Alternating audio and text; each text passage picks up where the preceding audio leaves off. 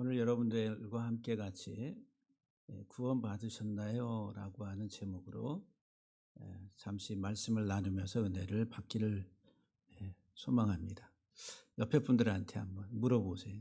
구원 받으셨나요? 예. 구원 받았습니까? 예, 네, 그러면은 그렇다면 언제 어디서 구원 받았습니까? 이렇게 또 물어봐요. 이게 이제 구원파에서 많이 하는 질문들입니다. 그래서 이제 우리가 언제 태어났는지 육신적으로 1950년 5월 20일 뭐 이렇게 자기 생일, 태어난 시 이렇게 기록이 있잖아요. 마찬가지로 영적으로 거듭났을 때 구원받은 날짜를 기억하는 게 정상이다. 거듭난 날짜를 기억하지 못하면은 거듭난 게 아니다라고 이야기하면서 구원파에서 이렇게 상당히 집요하게 이런 이제 구원의 문제를 가지고 상당히 많이 파고들면서 현혹을 많이 합니다. 성경의 핵심 주제 중에 하나가 구원입니다. 구원. 하나님이 우리들을 구원하시는 이야기가 성경 이야기, 성경 전체가 다 하나님이 우리들을 구원하시는 구원의 구원사 이야기다라고 보면 하나님이 세상 역사를 주관하시는 것도 구원의 역사 속에 있다라고 하는 거예요. 가장 중요한 핵심 주제 중에 하나가 구원이라는 거예요. 그래서 이제 마태복음 1장 21절에 하나님이 아들을 이 세상에 보내셨는데 그 이름을 예수라 하라고. 그는 자기 백성을 그들의 죄에서 구원할 자라. 그러니까 예수님이라고 하는 예수의 이름의 뜻이 구원자라고 하는 구원자, 자기 백성을 구원하시기 위해서 오신 분이다라고 하는 거예요. 그러니까 오늘 저와 여러분들을 구원하시기 위해서 예수님을 하나님은 이 세상에 보내셨다. 그러니까 우리 생애의 삶에 있어서 가장 중요한 게 구원받았는가, 또 구원받은 자로서의 삶을 살고 있는가라고 하는. 그래서 내가 구원받았다라고 하는 것을 어떻게 우리들은 증명할 수 있을까? 어떻게 내가 구원받은 것에 대해서 자신 있게 이야기할 수 있을까? 그것은 오직 삶으로 나타나야 된다라고 하는 거예요. 삶으로. 어떤 이념, 신념, 관념이 아니라 나의 삶으로 고백되어져서 나타날 때에 당신은 구원받은 자의 삶을 살고 있습니다라고 이렇게 말할 수가 있습니다. 그래서 여러분들과 함께 같이 오늘 구원받으셨나요? 이 말은 구원받은 자의 삶을 잘 살고 있습니까? 라고 하는 이런 질문입니다. 질문. 그러니까 여러분 자신에게 나는 구원받아서 구원받은 자의 삶을 잘 살고 있는지 오늘 이 시간 다시 한번 좀 점검할 수 있는 시간이 되기를 바랍니다. 먼저 구원의 주체는 여호와 하나님이라. 오늘 본문 2절에 보면은 나는 너를 애굽 땅 종 되었던 집에서 인도하여 낸 내 하나님 여호와라. 애굽 땅 종 되었던 집에서 인도하여 낸 내 하나님 여호와. 그러니까 우리들을 구원하시는 분은 여호와 하나님이라. 신명기 24장 18절에도 너는 애굽에서 종 되었던 일과 네 하나님 여호와께서 너를 거기서 속량하신 것을 기억하라. 속량하다 이 말이 구속했다 이 말이 값을 주고 값을 지불하고 샀다 이런 의미입니다. 그러니까는 애굽에 종살이하던 우리를 하나님께서 값을 지불하시고 사셔서 자유인으로 만들어 주셨다 이 말인데 누가 하시냐면은 하나님이 여호와 하나님이 하신다는 거예요. 구원의 주체는 오직 여호와 하나님 한 분뿐이시다라고 하는 거예요.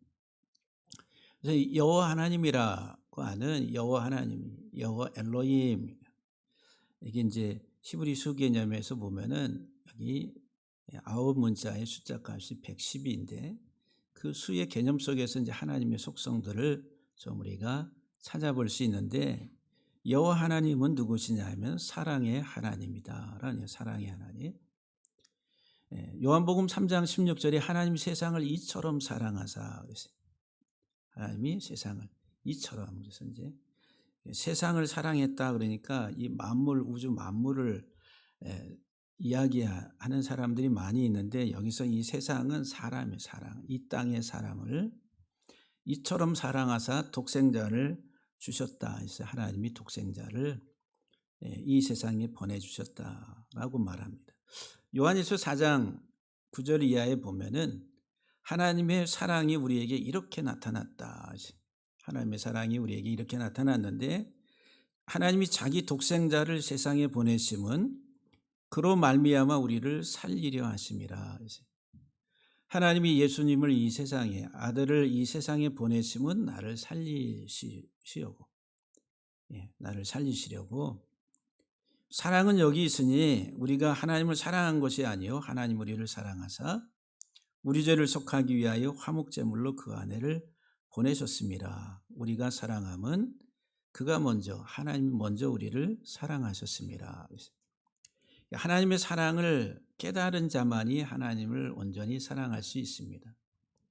내 안에 정말 주님 사랑합니다라고 하는 고백이 사랑의 고백이 강하면 강할수록 그 사람은 하나님의 사랑을 받은 사람이라 이렇게 고백할 수가 있어요.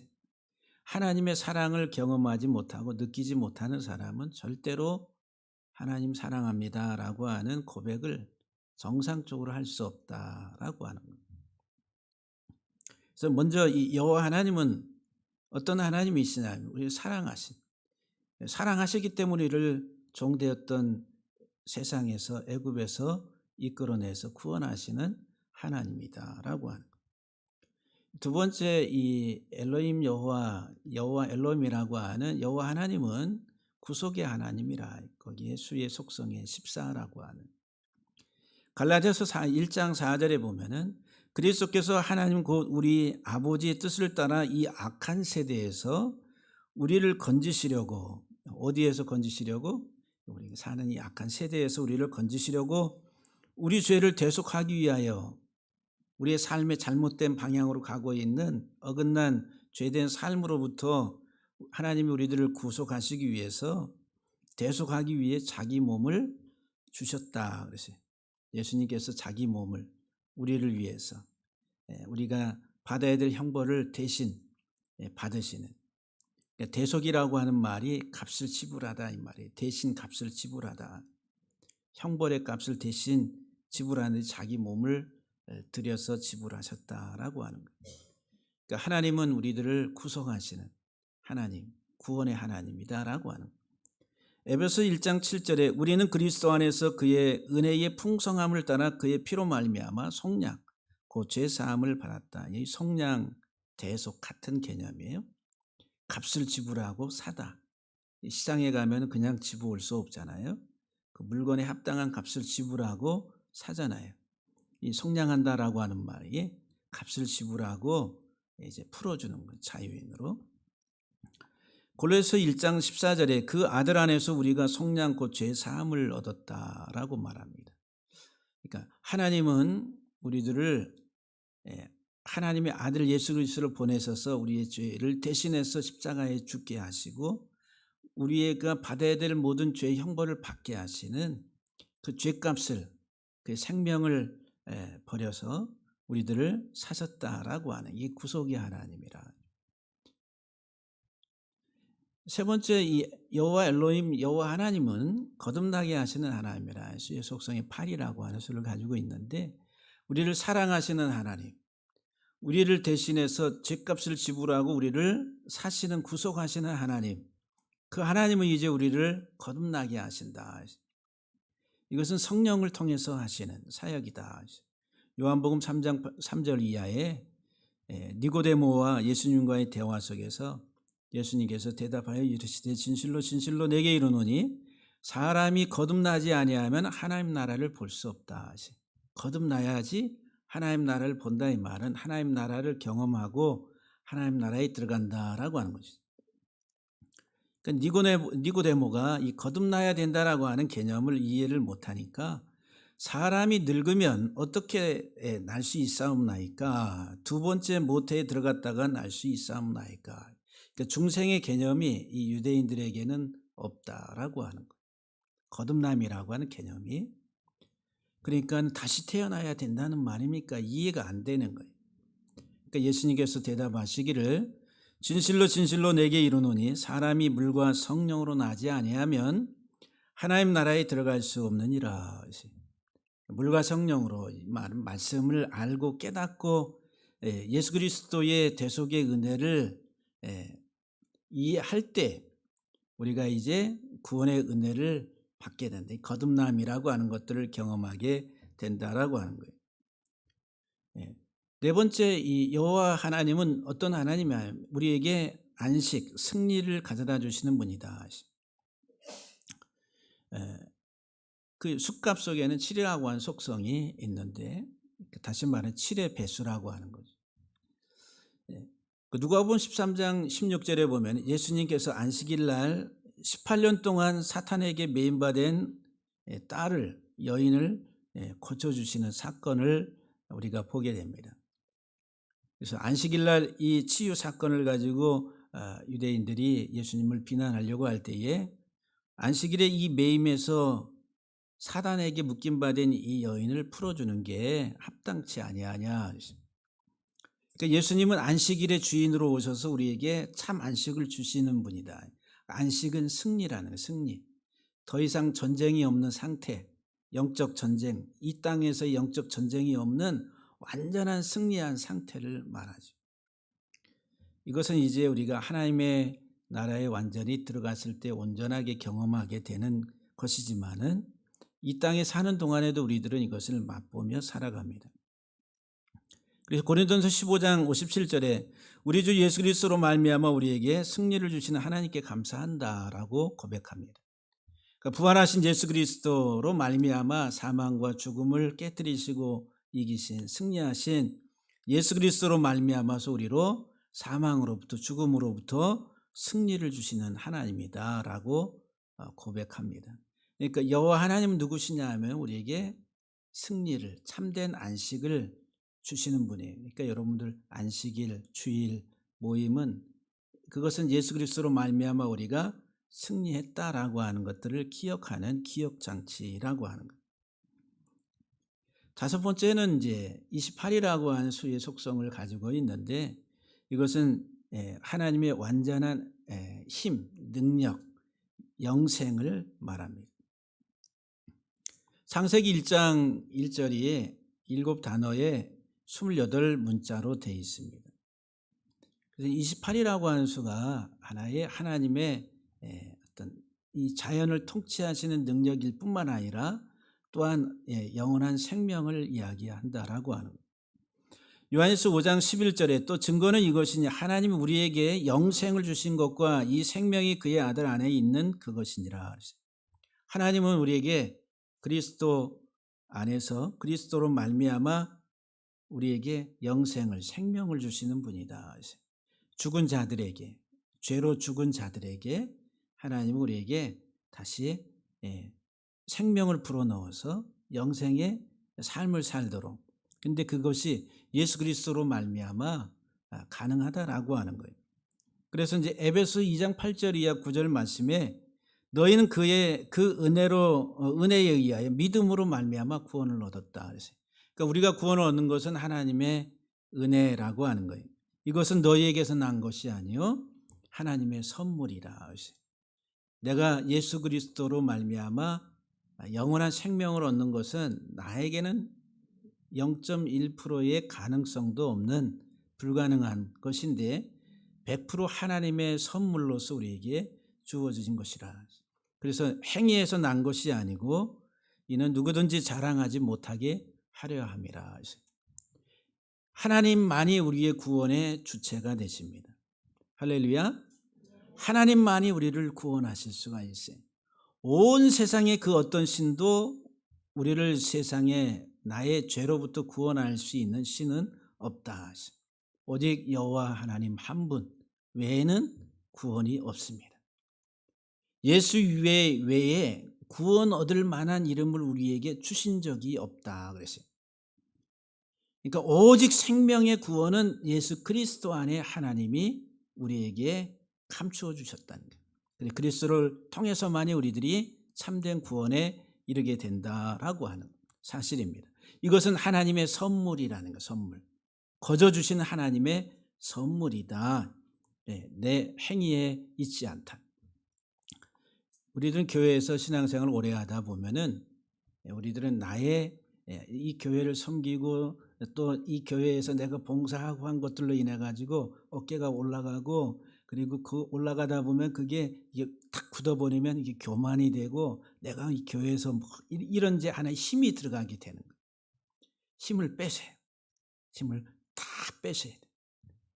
우리들은 생명을 들여 주를 섬겨도 우리들은 다 빼야 돼. 내가 한 것이 아니라 내게 주신 하나님의 은혜라.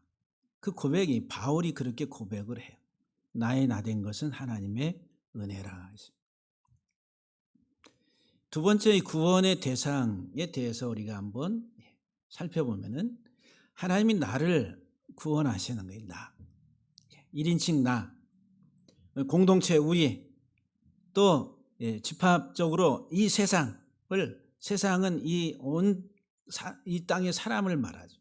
근데 가장 작게 좁은 의미에서 나라고 한다. 나는 누구냐?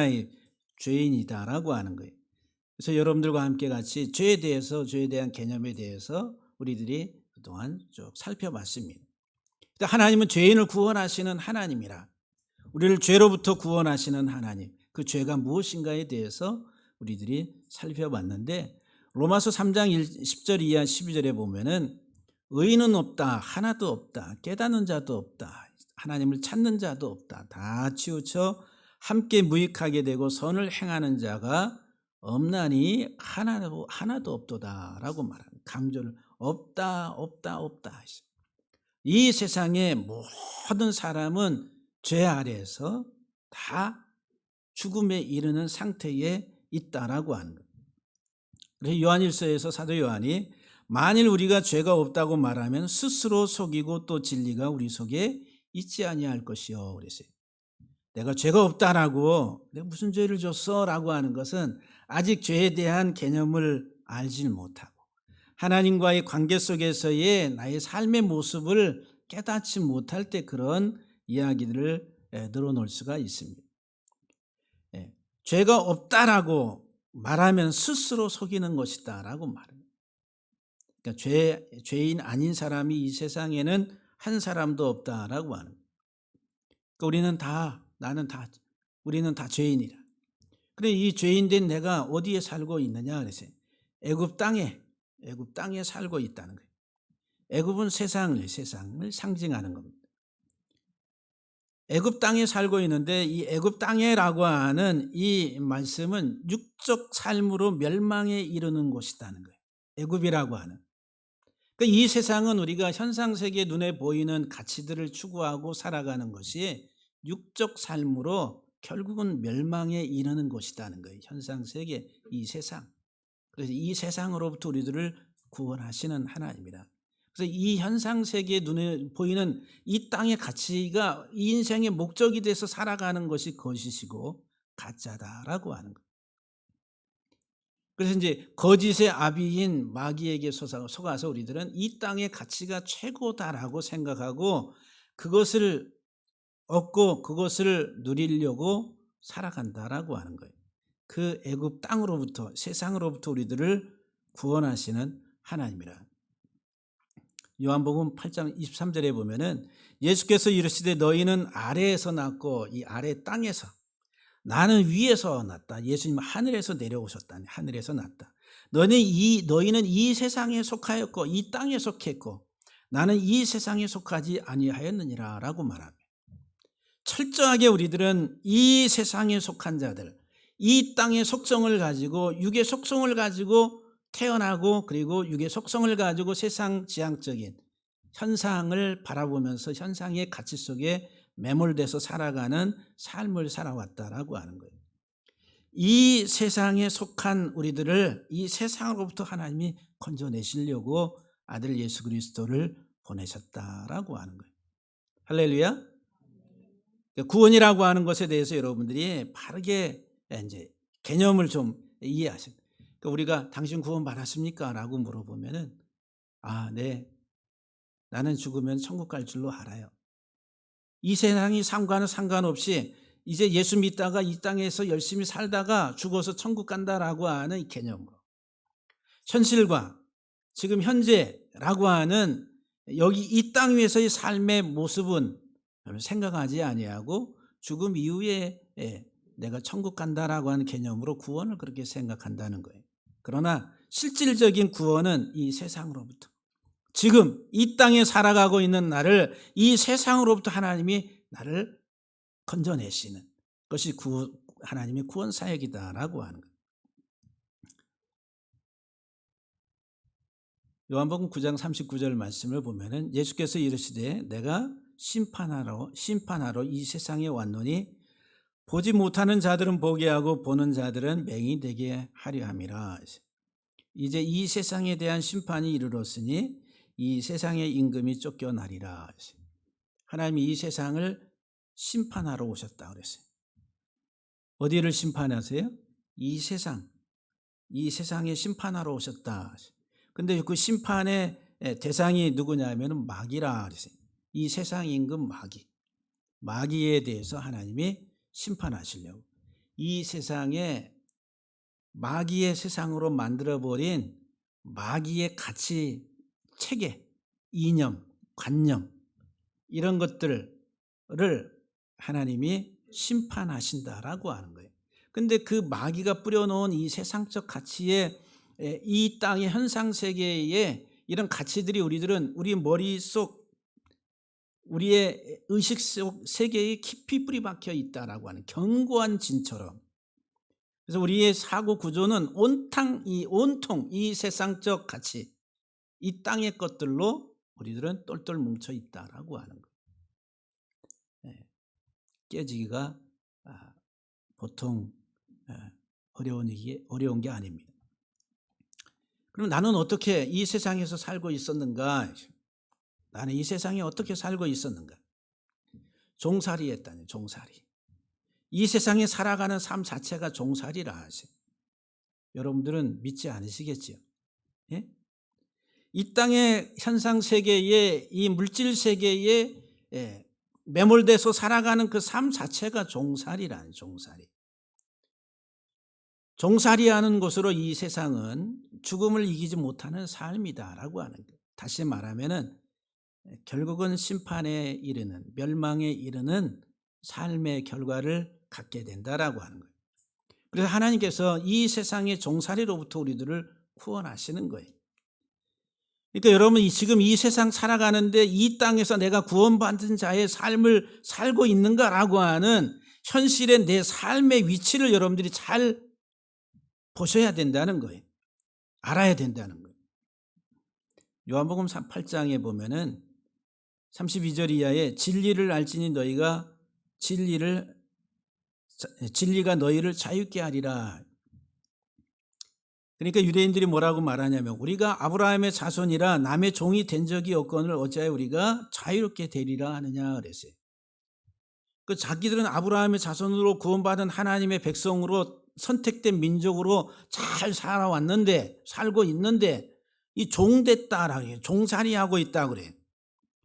자유롭게 되리라 이 말은 종으로부터 풀려나야 된다는 것이죠. 남의 종이 된 적이 없거늘 어찌 우리가 자유롭게 되리라 하느냐.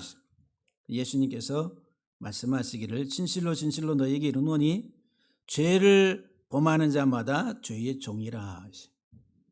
죄를 범하는 자마다. 이 죄가 뭐라고 그랬어요? 방향성이라고 그랬잖아요. 우리는 이 세상에 하나님을 향한 말씀 속에서의 삶의 방향성이 어긋나서 이 땅의 현상세계, 물질세계의 모든 가치를 거기에다가 무게중심을 두고 살아가는 삶 자체가 죄의 근원이다라고 하는 거예요. 요한복음 8장 44절 말씀에 너희는 너희 아비 마귀에게서 났으니 그랬어요. 이 세상의 임금인 마귀가 이 땅을 통치하는데 마귀의 이념과 관념과 가치를 가지고 세상을 통치하는 거예요. 세상을. 너희 아비의 욕심대로 너희도 행하고자 하느니라. 그는 처음부터 살인한 자요 진리가 그 속에 없으므로 진리에 서지 못하고 거짓을 말할 때마다 제 것으로 거짓으로 말하나니 이는 그가 거짓말장이요 거짓의 아비가 되었습니다. 그러니까 이 세상 임금이 마귀가 이 세상을 통치하는, 눈에 보이지 아니야. 그런데 이 세상의 이 가치체계, 이념, 사고 이런 것들, 이걸 이제 우리들은 세상의 초등학문이라 이렇게 이야기해요. 그래서 세상이 초등학문에 종살이했다라고 바울이 그렇게 표현을 합니다. 근데 이런 것들이 마귀가 뿌려놓은 사상체계가 다 거짓이다라고 하는 거예요. 이게 가짜라고 하는 거예요. 우리의 삶에 있어서 본질을 향해 가는 데 있어서 방향을 틀어버리는 거짓이다라고 하는 거예요. 말씀을 따라가지 못하도록 하는.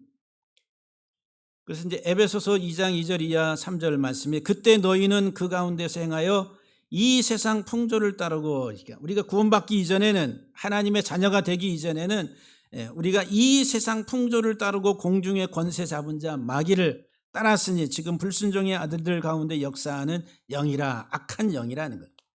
그러니까 영이라고 하는 사상체계. 전에는, 우리가 구원받기 전에는 우리도 다 그 가운데서 우리 육체의 욕심을 따라 지내며 이 세상적 우리 육체의 욕심을 따라서 추구하고 또 육체와 마음에 원하는 것을 하여 다른 이들과 같이 본질상 진노의 자녀였다. 하나님의 진노 아래서 헤어날 수 없는 존재들이었다라고 하는 거예요.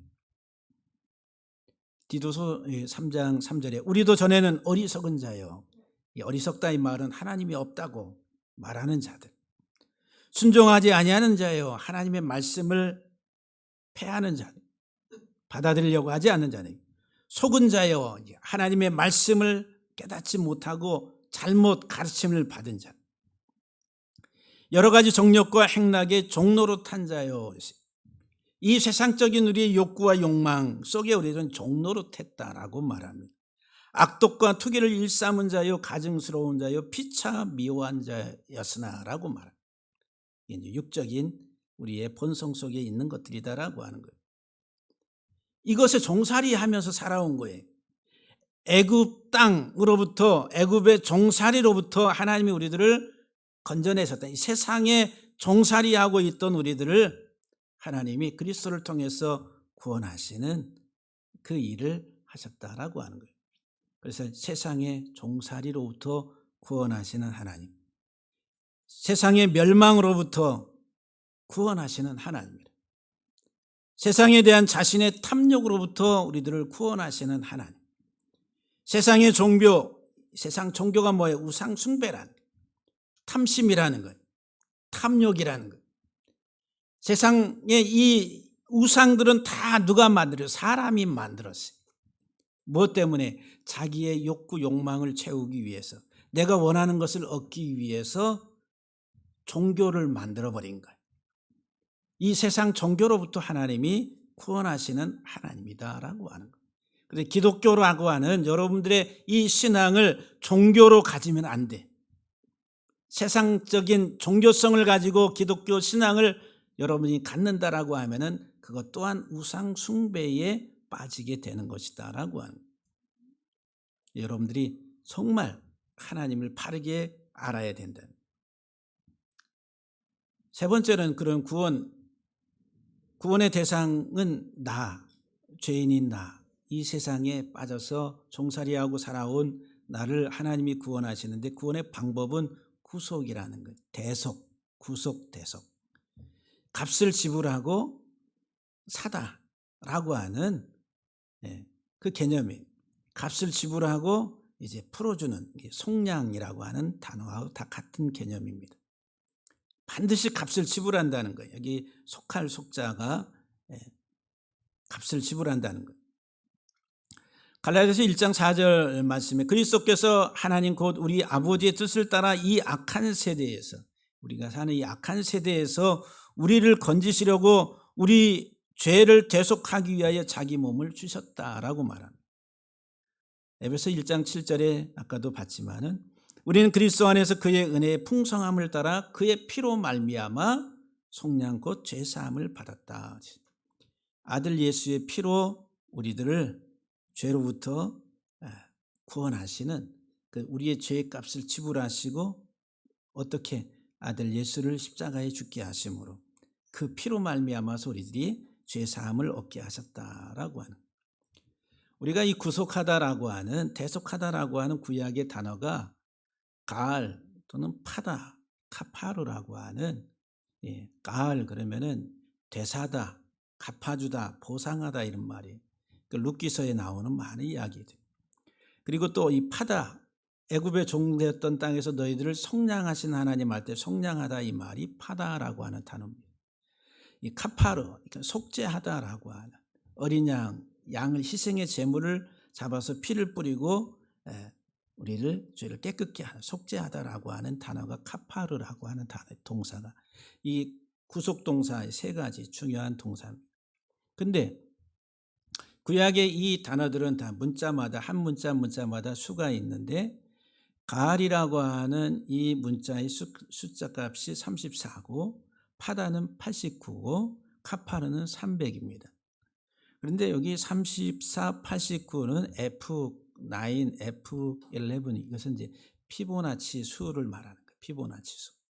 그래서 이제 피보나치 수 배열에 1, 2, 3, 5, 8, 13, 21, 34, 55, 89, 44, 233 해가지고 이거는 이제 앞에 두 자릿수를 더하면 다음 수가 나오는 거예요. 1과 1을 더하니까 2가 되고 1, 2를 더하니까 3이 되고 2, 3을 더하니까 5가 되고 하는, 이게 이제 피보나치 수열이라는 게. 근데 이 피보나치 수열이 이게 자연의, 이 하나님이 만드신 이 자연의 생태계 속에 엄청 박혀 있습니다. 생물, 식물, 동물, 또 우리 인체 안에 다 이 피보나치 수의 배열로 돼 있다라고 하는 거예요. 가장 아름답고 균형 잡힌 수, 배열이다라고 하는 거예요. 이게. 그래서 이것을 도면에다가 요 배열을 그리면은 나선형으로 이렇게 돌아가면서 모양이 생깁니다. 실질적으로 여러분들이 여기 밭에 나가시면 사과나무를 한 그루 심어 놨는데 사과나무에 요 나무가 이렇게 있잖아요. 주 기둥이 있고 옆에 가지가 있습니다. 근데 가지가 이 주지에서 나올 때 하나 이쪽에서 나오면은 또 옆쪽에서 왼쪽으로 이렇게 나오냐면은 그게 아니라 이렇게 나오고 이렇게 나오고 이렇게 이제 돌아가면서 이 나선형으로 이렇게 가지가 형성이 됩니다. 나선형. 왜냐하면은 이제 균형 잡히게 햇빛을 받아서 잘 성장할 수 있는 가장 좋은 조건이다라고 하는 거예요. 이게 이제 여러분들이 한번 인터넷 들어가서 피보나치 수에 대해서 다 검색을 해가지고 공부를 좀 해보세요. 그러면은 이런 수구나. 근데 여기 수에 34, 89, 그다음 300은 2, 3, 5라고 하는 피보나치 수의 인수분해가 되는 수입니다. 우리 주변의 꽃잎의 수를 다 세어보면 거의 모든 꽃잎이 피보나치 수로 되어 있습니다. 백합과 붓꽃은 3장으로, 채송화, 페랭이, 동백, 야생, 장미 5장, 모란과 코스모스는 8장, 꽃잎이 이렇게 여기 기록되어 있는 대로 이렇게 이제 다양하게. 그래서 제가 아침에 나가서 사진을 찍었어요. 요 뒤에 텃밭에 홍로 사과, 지금 사과꽃이 이렇게 폈습니다. 하얗게. 꽃잎이 몇 개예요? 5개입니다. 5개. 여기 피보나치 수 5에 해당하는 거예요. 다 꽃잎이 5개로. 그다음 꽃잎 뒤에 받치고 있는 잎이 있습니다. 이렇게 쫙 책받침처럼 펼쳐지는 그 잎을 제가 다 세봤어요. 며칠까요? 그 8이라고 써놨네. 8개로. 5와 8이라고 하는 피보나치 수의 앞수와 뒷수로 이렇게 돼 있다는 거예요. 이게 아주 그 황금 비율이라는 거. 5와 8이라고 하는 것이 1대 1.618이라고 하는 황금 비율, 앞수와 뒤수의 비율이 그렇다라고 하는 거예요. 자연 속에서 이제 우리가 식물의 가지를 보더라도 주지에서 나오면서 하나는 이쪽으로, 하나는 이쪽으로, 하나는 저쪽으로 나오면서 이렇게 이 가지수가 하나에서 둘, 세 개, 다섯 개, 여덟 개, 13개로 이렇게 피보나치 수의 배열을 따라서 가지가 뻗어나간다라고 하는 거예요. 우리가 이제 그 해바라기 꽃을 보게 되는데 이 해바라기 꽃의 이 배열을 보게 되면 어떤 모양이 딱 보면은 나선형 구조지요. 나선형. 그래서 이제 막 이렇게 왼쪽으로 이렇게 시계 반대 방향으로도 시계 방향으로 이렇게 나선형 구조로 몇 개가 형성이 됐냐면 21개. 시계 반대 방향으로 이렇게 나선형 구조가 34개. 이게 다 피보나치 수라고 하는 거예요. 가장 아름답게 균형 잡힌 수 배열이다라고 하는 거예요. 고동과 소라에도 이 등껍데기를 보면은 이렇게 전부 다 소라, 고동, 여기에도 다 피보나치 수의 나선형 구조의 이런 모양으로 형성이 되어 있다라고 하는. 은하계도, 하늘의 은하계도 이렇게 피보나치 수의 이런 나선형 구조로, 태풍이 불 때도 태풍의 눈도 이렇게 나선형 구조로 되어 있다라고 하는. 그리고 이것을 우리의 이제 경제의 많은 부분에 이제 적용을 할 때에 노트북과 신용카드에 보면은 이 비율이 1대 1.618이라고 하는 피보나치 수의 이 황금 비율로 만듭니다. 노트북, 갤럭시 탑 또는 신용카드 여러분들 전부 다 1대 1.618이라고 하는 이 황금 비율이다라고 하는 거예요. 경제의 이 주가의 어떤 이런 것들도 이런 피보나치 수에서 예측을 하고 한다고 그래요. 저는 이제 그런 것들은 잘 모르지만 어쨌든 간에. 인체의 황금 비율.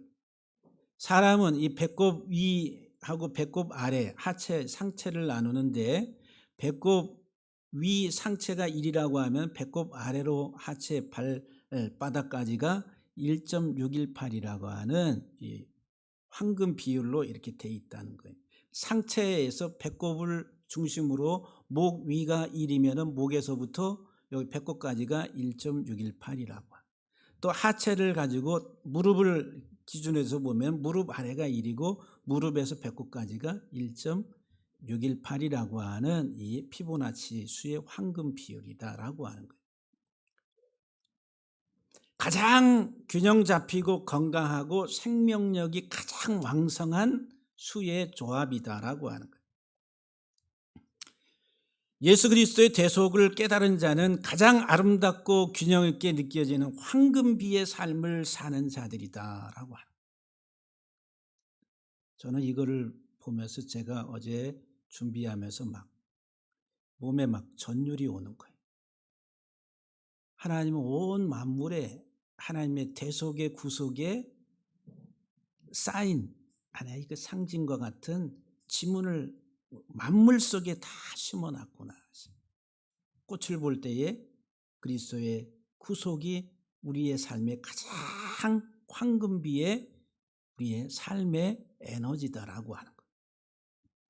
꽃잎과 잎과 가지와 만물의 생명에 있어서 가장 건강하고 균형 잡힌 수의 벨이 이 피보나치 수라고 하는 거예요. 그래서 여러분들 구원받은 자의 삶은 가장 행복하고 가장 아름답고 가장 균형 잡힌 자의 삶이라는 거예요. 여러분들은 지금 어떤 감정과 어떤 느낌을 가지고 구원받은 자의 삶을 살고 있습니까? 원망과 불평과 짜증과 불만과 폭발하는 욕구 불만 다 무엇으로부터 옵니까? 세상에 대한 욕구로부터. 우리가 이 세상을 살아가는데 하나님은 자연의 가장 아름다운 풍경 속에 예수 그리스도의 대속의 은혜를 얼마나 많이 심어 놓으셨는지 모른다. 그러니까 여러분들이 이제 자연을 산책을 하시고 등산을 하시고 만물을 바라보실 때에 예수 그리스도의 대속의 은혜를 찬양하세요. 그것이 우리의 생명 에너지에 있어서 가장 건강하고 아름다운 삶의 모습이다라고 하는 거예요. 구원의 목적이 오직 하나님만을 섬기도록. 출애굽기 23장 24절 이하 25절 말씀에 보면은 너는 그들의 신을 경배하지 말며 섬기지 말며 애굽의 신들 세상의 신들을 경배하지 말고 섬기지 말고 그들의 행위를 본받지 말고 그것들을 다 깨뜨리고 그들의 주상을 부수고 내 하나님 여호와를 섬기라. 그리하면 여호와가 너희의 양식과 물의 복을 내리고 너희 중에서 병을 제하리니. 오직 하나님과의 온전한 인격적 관계 속에서의 삶을 살아갈 때 구원받은 하나님의 자녀로서의 삶을 살아갈 때에 가장 아름답고 균형 잡힌 삶을 살아가게 된다는 영역 가운데 너희 양식과 물의 복을 내리고 너희 중에서 병을 제하리라. 할렐루야. 두려움이 없는 거예요. 걱정이 없는 거예요. 염려가 없는 겁니다. 예수 안에서의 삶이라고 하는 것은. 레위기 18장 3절 4절에 너희는 너희가 거주하던 애굽 땅의 풍속을 따르지 말며 내가 너희를 인도할 가나안 땅의 풍속과 규례도 행하지 말고 너희는 내 법도를 따르며 내 규례를 지켜 그대로 행하라. 나는 너희 하나님 여호와니라. 애굽에서 하나님이 인도했어요. 그들을 거기서 이끌어내셨어요. 어디로? 가나안 땅으로 데려갔어요. 그러면 애굽과 가나안은 다른 데인가요? 위치적으로는 다른 거예요. 우리는 지금까지 애굽에서 하나님이 우리를 구원해서 천국인 가나안으로 인도했다. 그런 논리로 생각을 했는데 그게 아니에요. 애굽이나 가나안은 똑같은 세상입니다. 애굽에도 풍요와 번성을 향한 이 땅의 우상 숭배로 가득한 삶으로 충만했던 것. 가나안도 가나안 원주민의 풍습을 따라 거기에 바알과 아스타롯과 세상의 풍요와 다산의 신들로 꽉 채워져 있는 이 땅의 가치들로 가득 채워져 있는 땅이 가나안이라. 하나님이 뭐라고 말씀하시냐면은 이제 내가 너희를 애굽에서 이끌어서 가나안 땅에 갖다 놓지만은 이제는 가나안 땅에서의 삶이 아니라 너희는 내 법도를 따르고 내 규례를 지켜 그대로 행하라고 하는 우리 이 세상입니다. 세상. 이 땅에서의 우리의 삶의 내 의식구조, 가치 이런 것들이 바뀌어야 된다라고 하는 거예요. 그래서 마태복음 6장 24절 말씀에 한 사람이 두 주인을 섬기지 못할 것이니 혹 이를 미워하고 저를 사랑하거나 혹 이를 중히 여기고 저를 경히 여김이라. 너희가 하나님과 재물을 겸하여 섬기지 못하느니라. 하나님, 재물. 재물이 뭐예요? 세상입니다. 세상은 뭐가 지배해요? 재물이 지배하는 거예요. 세상에 대한 재물, 욕구.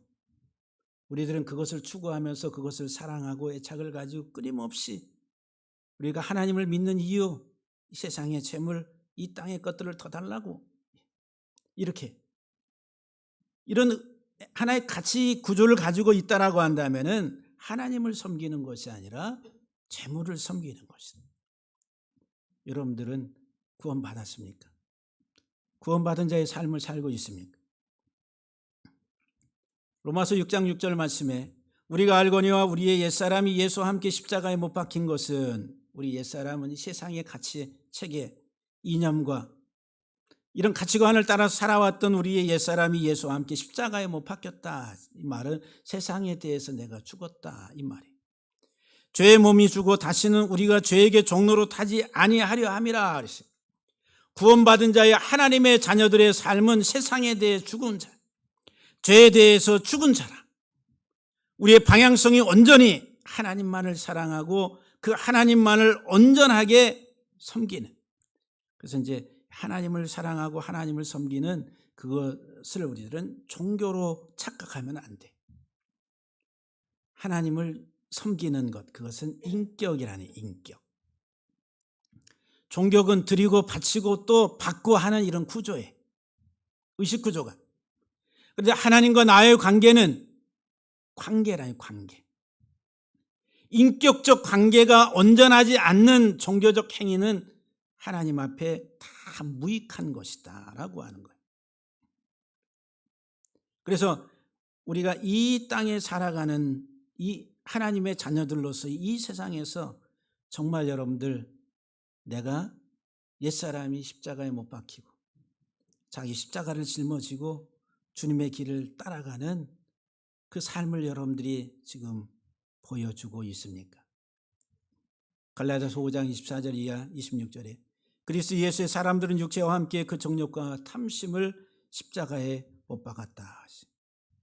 다 못 박았다. 우리는 이거 못 박기 싫어요. 이게 어떤 건데? 내 자존심이고 내 얼굴과 같은 것인데 이것을 십자가에 못 박는다는 그 자체가 쉽지 않다는 거예요. 그런데 예수 그리스도의 사람들은 육체와 함께 그 정욕과 탐심을 다 십자가에 못 박았다. 만일 우리가 성령으로 살면 또한 성령으로 행할지니 헛된 영광을 구하여 서로 노엽게 하거나 서로 투기하지 말라. 사랑하는 성도 여러분들 구원 받았나요? 구원 받았나요? 그러면 여러분들 구원 받은 삶이 여러분들 속에 어떻게 나타나고 있나요? 우리가 얼마만큼 구원받은 자들로서 가나안 땅에 들어가서 가나안 원주민들을 몰아내고 그 가나안 원주민들이 어디 있어요? 내 안에 있는 거예요. 아모리 족속, 기브스 족속, 헷 족속 다 어디에 있어요? 이 내 안에 있는 거, 내 안에.